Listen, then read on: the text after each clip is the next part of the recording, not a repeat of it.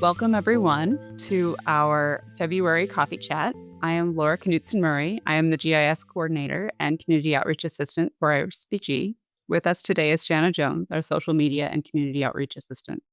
The recording, presentation, and other material will be made available in our knowledge library. All of our previous coffee chats can be found there in the category Articles and Presentations. You can also follow the topic, IrisBG Coffee Chats, and be notified by email every time something new is published. The idea behind these sessions is that we at IrisBG would like to offer you a space where you can connect with your peers and have a chat about IrisBG and any issues that may arise with your collection.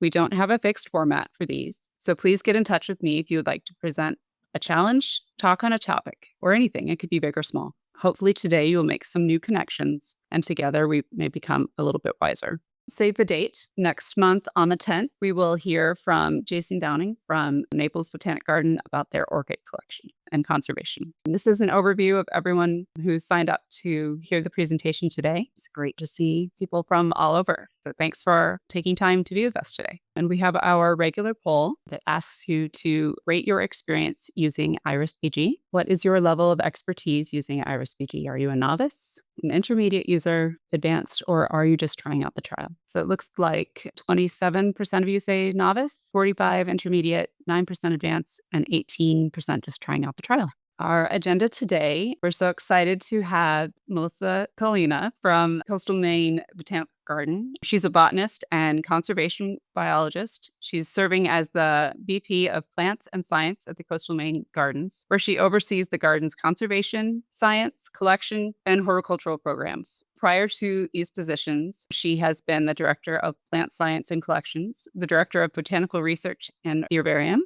and the director of education, all at the Coastal Maine Botanical Gardens. For 8 years, she was a botanist at the Massachusetts Natural Heritage and Endangered Species Program. Cullina specializes in aquatic plants, coastal botany, rare species, conservation, and assessment. She is the first author of Vascular Plants of Massachusetts, which is so cool. So glad to have you here. And a county checklist, the revision, which happened in 2011. She's currently president of the New England Botanical Society. She holds a MS in botany and plant pathology from the University of Maine. So without further ado, we will turn the reins over to you, Melissa.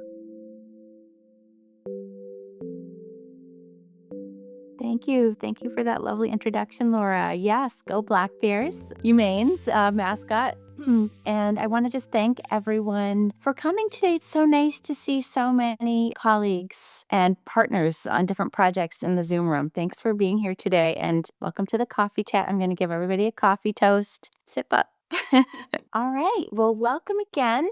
I'm Melissa Cullina, and I'm going to talk about really one of my favorite projects of the last decade, I'd say. And I've worked on some great projects. This is Preparing for the Future of Plant Conservation in Maine, a comprehensive conservation assessment for plant species. And I have some really great partners in the project from our NatureServe network agency in Maine, which is the Maine Natural Areas Program. And I'm just going to read a little bit about Maine Natural Areas Program's work. So the Maine Natural Areas Program facilitates conservation of Maine's biodiversity by providing comprehensive information and scientific expertise on at-risk species, natural ecosystems, ecological reserves, and invasive plants to landowners, developers, resource managers, towns, and other conservation partners. So really, biodiversity information is their strength and mission, like many of the members of the NatureServe network. And then here at Coastal Maine Botanical Gardens, our mission is to inspire meaningful connections between people and plants and nature, and to promote plant conservation through horticulture, education, and plant science. So as you can see, our two organizations have some important mission connects and synergies. And so it's wonderful to be partnering with Maine Natural Areas Program on this project. And we have a few different projects that we connect and collaborate on.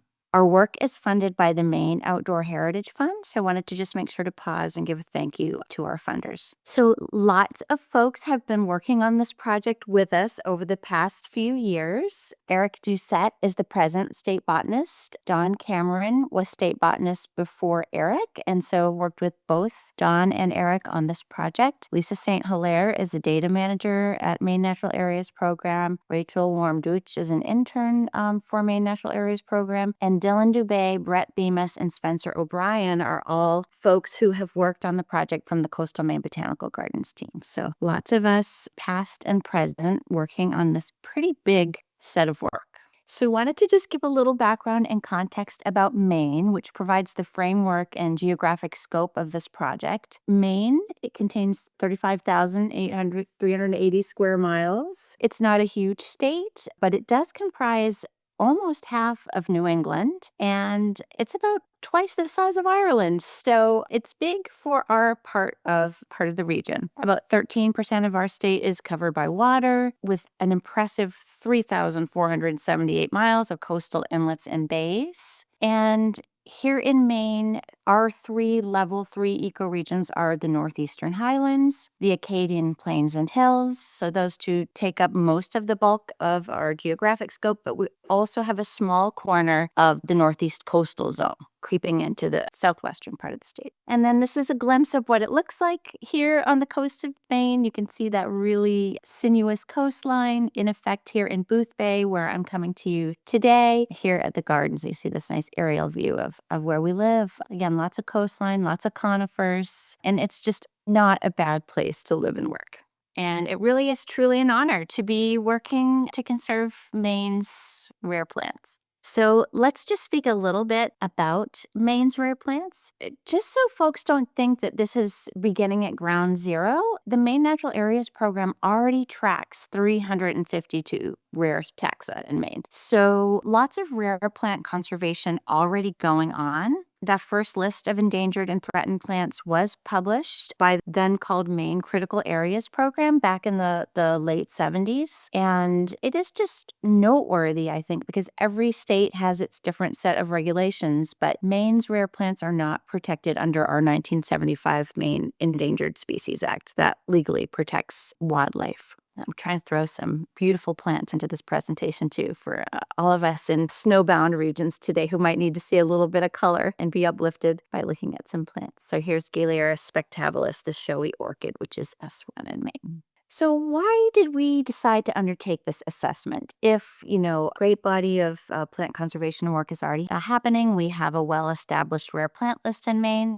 We understood that a fully comprehensive status review of Maine's total flora had never before been attempted. And so we wanted to just take several steps back and just really broaden our lens and look at the entire flora and see what might have been missed. We understand and appreciate that there are novel threats at this moment in time, including our rapidly changing climate, lots of development pressure in Maine, as well as sea level rise. So possibly it could be beneficial to have a fresh look at our plants in Maine with these new threats in mind. And then, as with everywhere, conservation resources are finite. And, it's important to be properly prioritizing efforts, time, and resources. And so we really felt that this could give us, again, just a new and fresh understanding of how we should be prioritizing conservation work for plants in Maine, both at Maine Natural Areas Program, at Coastal Maine Botanical Gardens, and in partnership with our many conservation partners throughout the region. And here's Vaccinium pallidum, which is unranked in Maine presently, so stay tuned. And that's at the far northeastern extent of its range here in Maine. So we had some pretty ambitious project goals. The first is to establish NatureServe S ranks or subnational ranks to every stable native plant taxon of Maine. So we did decide not to include hybrids at this stage, and we did decide to look at both the species level and the infraspecific level. So if we have a taxon that has a couple of subspecies or varieties in Maine, we're going to be looking at and applying S ranks to those two, as well as applying S ranks at that species level. So it's a big body of work. Our other goal would be to recommend revisions to Maine's official endangered and threatened plant list. Again, just looking for those holes and gaps, things that may have missed, things that might have moved into Maine and migrated into Maine since the list was developed or last revised. We're really excited to develop a new Maine watch list, or what's called in some states a needs assessment list of plants of suspected conservation concern so that we can begin to gather information about abundance, threats, and trends for things that might be at risk of becoming endangered or threatened in the future. We want to recommend species of greatest conservation need for the Maine State Wildlife Action Plan. Maine has only recently included plants in the Wildlife Action Plan, and right now it's what's on our list of endangered and threatened species. It's what's represented in the State Wildlife Action Plan, and we're going to consider whether or not we could make additional recommendations. And then also we're hoping to inform our biodiversity conservation goals for Maine Can't Wait, which is a 4-year plan for climate action in Maine. Here we're looking at the gorgeous Sorai abaxial surface of Goldie's wood fern, Diapterus goldiana, S2 in Maine. So starting with, our total scope of work, our state flora, it was an important and pretty large set of work actually to define that list and set of taxa that we wanted to address. We incorporated some taxonomic review and revision into the work. We wanted to apply, as I mentioned, special attention to infraspecific taxa. And then we decided to exclude hybrids at this stage. Here we have Diphasiastrum digitatum, our ground cedar, also unranked in Maine. So I wanted to just highlight a few key features of the project. Pretty great to have this project be a state and NGO nonprofit partnership. I think, more typically these kind of evaluations happen right within the state programs, particularly the NatureServe network programs. And that certainly was the case for me when I led a project of this kind for the state of Massachusetts. So really exciting to think that Maine Natural Areas Program and Coastal Maine Botanical Gardens, as two of the leaders in plant conservation in Maine, would join ranks to tackle the project together. So that's felt really special. And it's a 2-year project, so we will be wrapping up here within a few months. Again, taking on the total 1,837 taxa. And then we've been taking a 2-pronged approach to this. One of the prongs is a very objective and data-driven approach, really looking at the resources that we can find about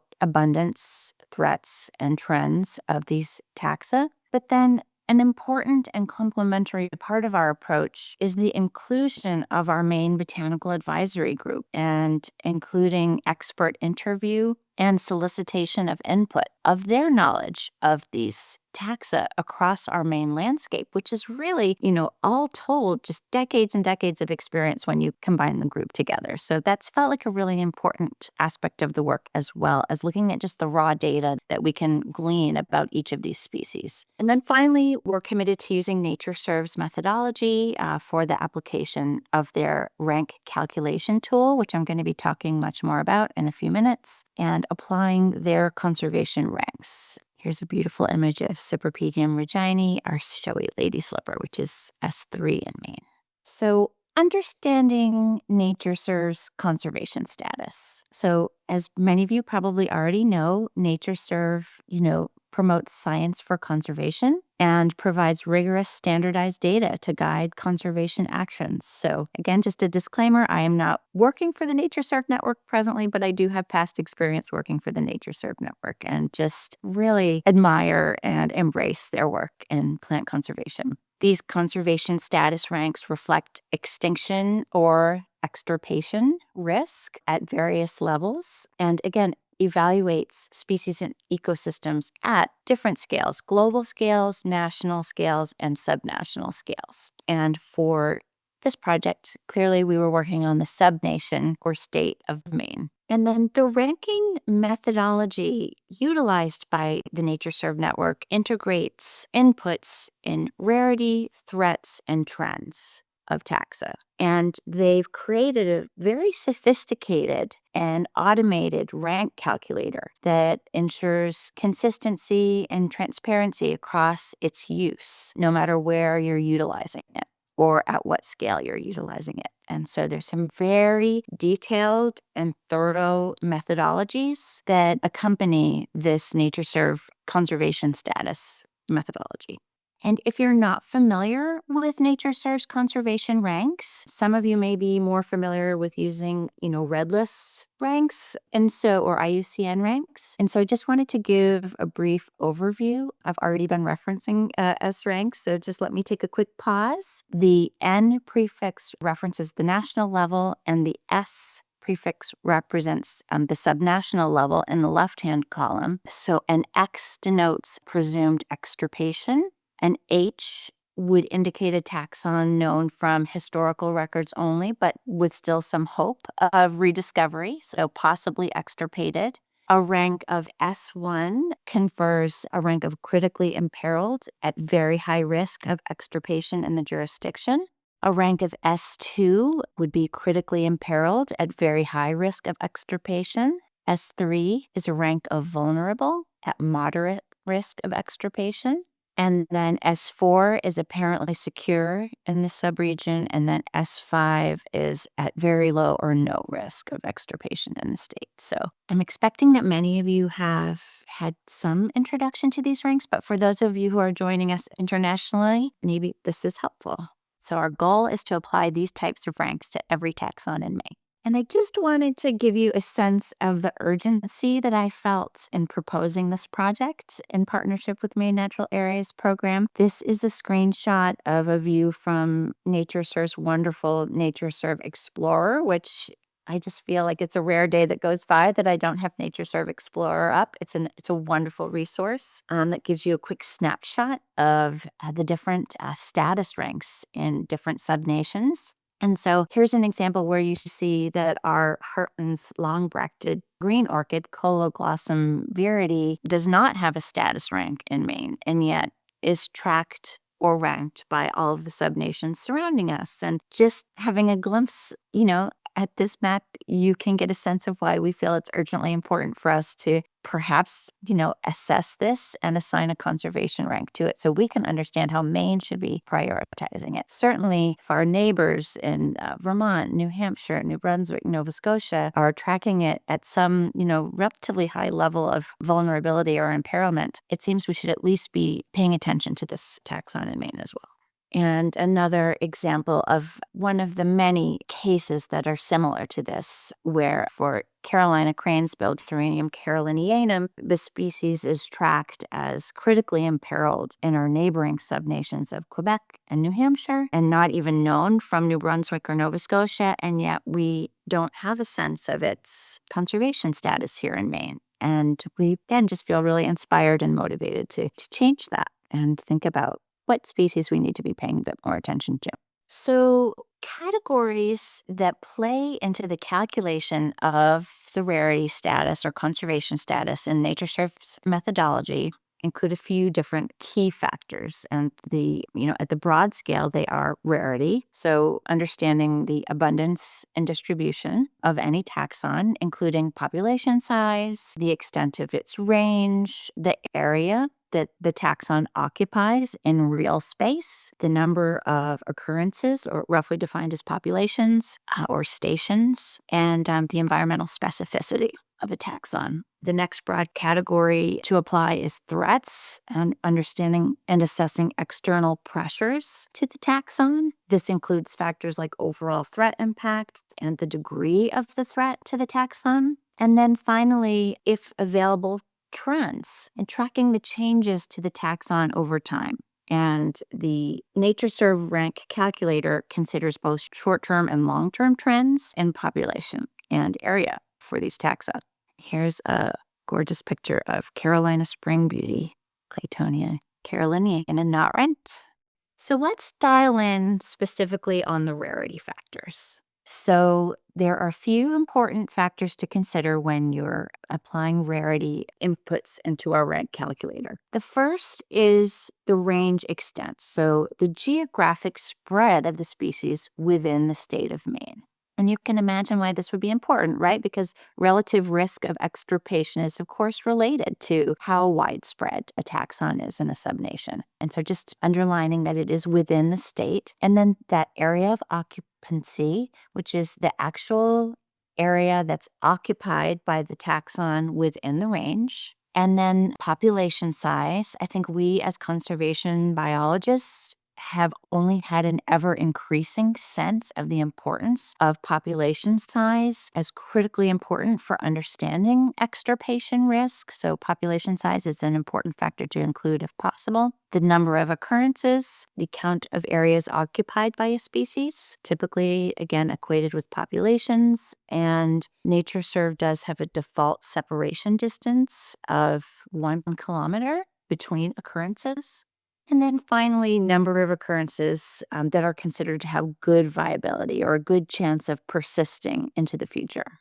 And so I'll just pause to just say that you can imagine that, with this 1,800 plus set of taxa in Maine, we may not have all the information that we would like to have about, how much actual literal area is occupied by these taxa in the state or what the total population size of Maine is. So in some ways, we had to get creative to be able to estimate what those numbers are. And one nice thing, though, is that the rank calculator does allow, if you truly do not have good information on area of occupancy or number of occurrences, you can include a characterization of environmental specificity as a proxy or substitute for understanding the rarity of a taxon. There's a herbarium specimen of Venus's looking glass. I just wanted to include this herbarium specimen to underscore that we did do some field explorations for some of the taxa throughout Maine, and obviously 1,837 was just a bit too many to tackle in 2 years in terms of a comprehensive field assessment, but we did do some limited field work to try to understand both abundance of taxa as well as threats. Okay, so that was rarity explained. And now let's just talk a bit about threats. Threats in our process can be observed or projected to occur in the near term. The scope of threat is an important part of the assessment of threat, and the scope of the threat simply refers to the proportion of the species that can be reasonably expected to be affected by the threat within about a 10-year time frame. And so I did include a graphic here that talks about the scope of threat and how it's scored within the rank calculator. So a pervasive threat would affect all or most of the total population or number of occurrences. A large scope of threat would affect much of the total population. A restricted threat would only affect some, and a small scope affects just a small proportion of the total population or occurrences. So there's some categorization of scope of threat in the methodology. And then also important to understanding threat is the severity of the threat or the level of damage to the species, the degree of reduction of the species population within a 10-year or 3-generation time frame, whichever is longer, so up to 100 years of the time frame. And when we look at the severity of threat and how to score that, there are again these qualifiers. So an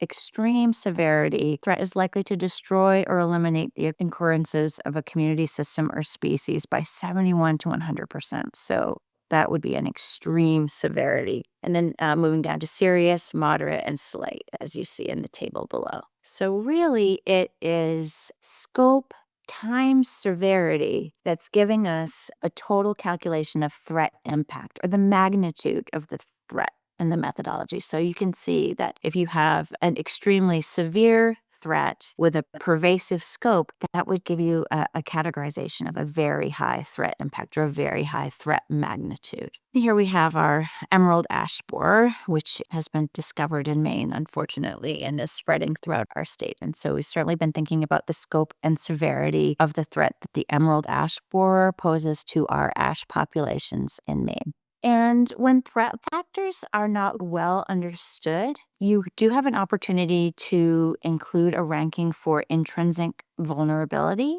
And intrinsic vulnerability includes the inherent susceptibility to stressors and incorporates life history factors and regeneration traits, such as, time to flowering or, time in years to reproduction, factors like dispersal distances, or other ecological sensitivities. And so one of the things our team has been exploring using as a proxy or a contributor to intrinsic vulnerability is the coefficient of conservatism. And we're really fortunate here in the Northeast that we do have coefficients of conservatism applied to all of our Maine native species. And, the coefficient of conservatism is a 0 to 10 numerical ranking assigned to indicate how high of a fidelity a species has to a specific high quality habitat. And it indicates how sensitive they are to anthropogenic disturbances. And so that does relate to the intrinsic vulnerability of these taxa. So that's one of the factors that we're applying in the rank calculator some of the time when we don't feel like we have a really precise understanding of the scope or severity of threats. And I just wanted to point out that threat factors modify rarity factors in the calculator. So it may not be the driving factor of your ultimate rank calculation or your rank outcome, but it really modifies those factors like abundance and population sizes. And then, of course, had to include the iconic twin flower, Linnea borealis, which is unranked in Maine and just beautifully characteristic of our spruce fir forests here. So I wanted to just give you this visual, which comes straight out of the NatureServe methodology, to just give you a visual sense of these three factors: the rarity, the threats, and the trends. You can see that they have different factor weightings. And again, you can see here that conditional use of environmental specificity is allowed if you don't have a great understanding of range distribution or abundance and conditions. So all of these factors interplay in the rank calculator. I do think it's important to just point out that the rank calculator can function without all of the information that you just, perceived in that table. You do have to have a minimum amount of inputs to the calculator, but you don't necessarily have all of those pieces of information. You don't necessarily need to have all of those pieces of data. Okay, so that was a lot about NatureServe's methodology, how to assign the conservation ranks, and the factors that are important in doing so. And now I would just like to pivot and talk to you a bit more specifically about our process in our project group and how we've decided to approach this work. So clearly, we've spent nearly 2 years gathering data for each of these taxa in Maine. And so first, let's talk about the rarity factors or abundance. The first thing that we decided to do was conduct some targeted field work, as I mentioned, to help contribute to, the knowledge base of where these plants are occurring in Maine. But then we also used some R software to pull species spatial data from the Global Biodiversity Information Facility, better known as GBIF, and to pull that information both from the herbarium specimen online portals and, iNaturalist observations of research grade or higher. We used a script that was developed by Clark Hollenberg of Colorado's NatureServe Network program and adapted that slightly to fit our needs. So we want to gratefully acknowledge Clark and his script. So this script sort of pulls that information in from the online geospatial data that's available online from herbarium specimens and iNaturalist records, as I mentioned. And then we gave it a human review to just make sure that incorrect coordinate data was removed and also eliminate duplicates. And then from this, we created a convex hull to estimate square kilometers of the extent of the range of the species within Maine. And a convex hull is simply the smallest convex polygon that completely encloses a given set of points. So you can think of it just as a polygon. And the points that are represented here and the polygon represented are for the shagbark hickory, Caryoveda, which is unranked in Maine. And, we did consider using the total area of a county as a way of informing the range extent within Maine, but we really felt that was overestimating the actual range extent within Maine, and so landed on this as a better methodology to try to understand what the actual range extent of each taxon was within Maine. So this was a lot of work, just running scripts for each of these taxa in Maine. We have to thank our intern Rachel for her hard work on running those scripts. So then to determine the area of occupancy in Maine, which is again the sort of like area that these populations are actually occupying on the ground, which is a narrower metric than the range extent. We use the R software and the GBIF data to calculate the number of 4 square meter grids occupied by these record locations. It's a little hard to visualize conceptually, but this is what it looks like when you apply this point locations to 4 square meter grids. So we've been able to get a calculation of what the estimated occupancy area is on the ground in Maine.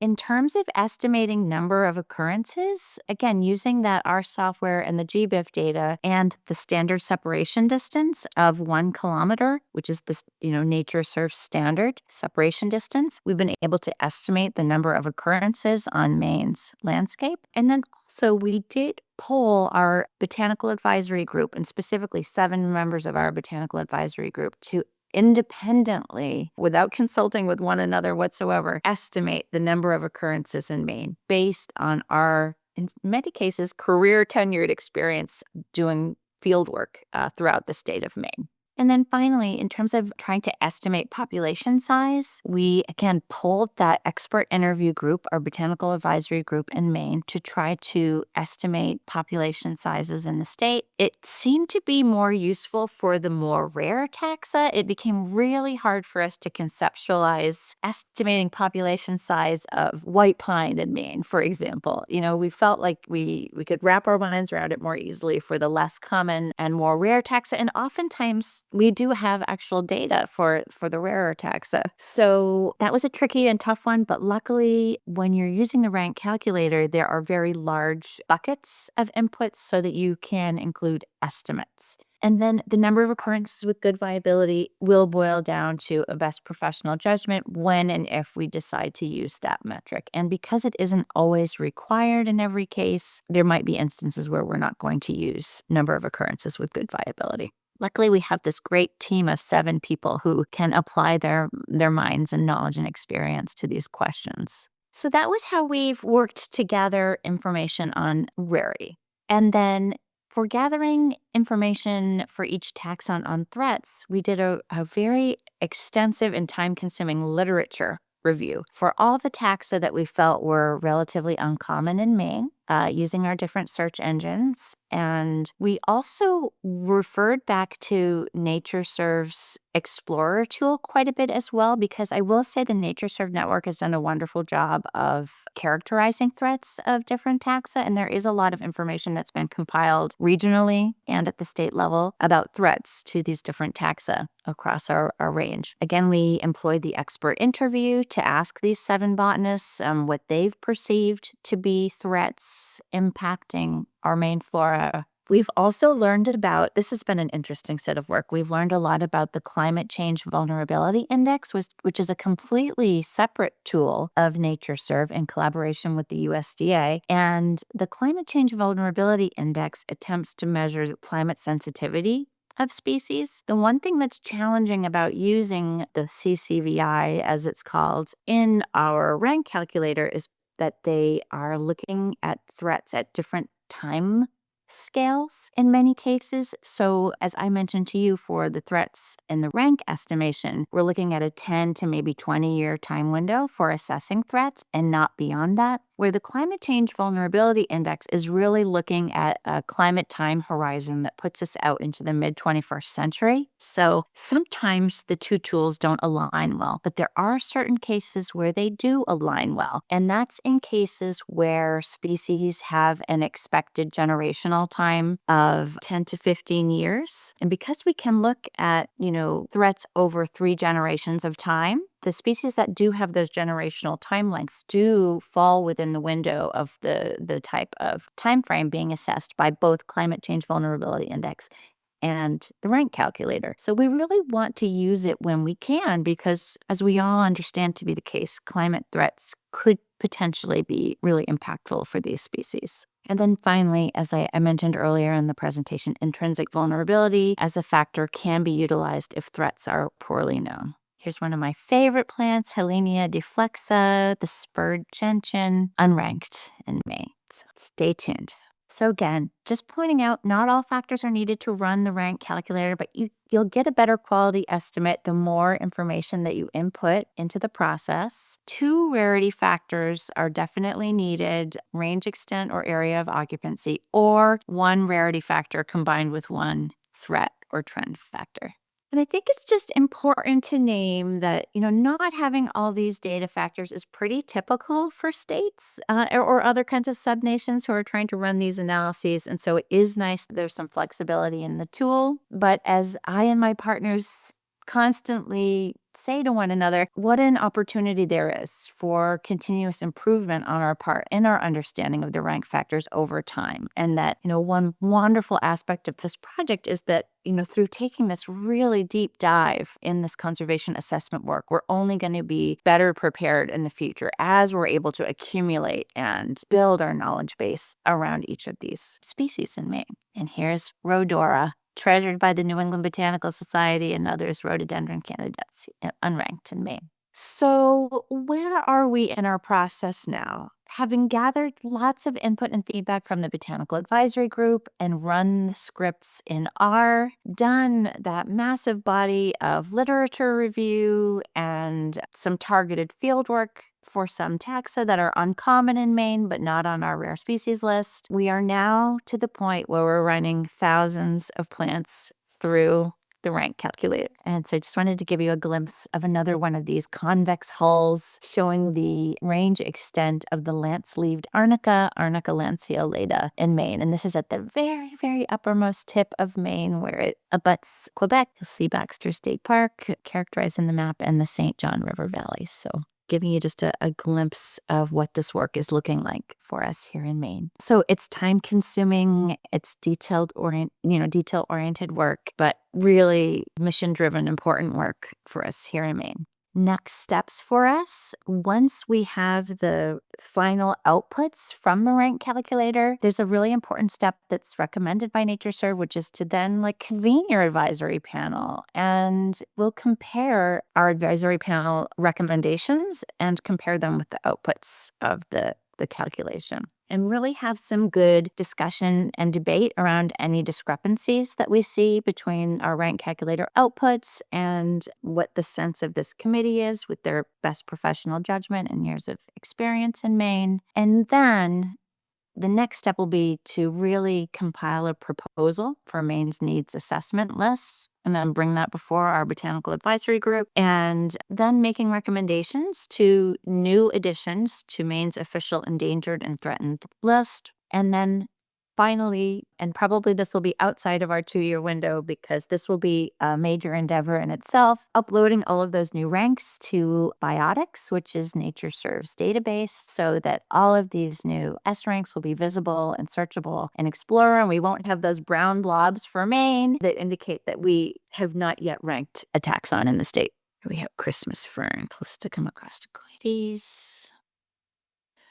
And then I just wanted to share that, clearly we've been really deeply in the work of methodology of the NatureServe network. And we just do want to acknowledge these teams of people at NatureServe who put so much, work and thought partnership and, dedication into the work of developing these tools so that we can feel that the process is, again, repeatable, defensible, scientifically informed. And, having seen an evolution of how S ranks are applied, even in my career, in 10 years since working at the Massachusetts Natural Heritage and Endangered Species Program, it really is an impressive advancement in how these conservation ranks are applied. So I wanted to just refer you all to these references if you are interested in contemplating doing a big rank evaluation for your own subnations. And then finally, I again wanted to acknowledge the Maine Outdoor Heritage Fund who supported our work, and specifically acknowledge our Botanical Advisory Group review panel, Matt Arsenault, Don Cameron, myself, and Eric Doucette, who are the project leads, also participated in the sort of blind, assessments, or independent assessments, I should say, Arthur Haynes, Glenn Middlehauser, and Jill Weber.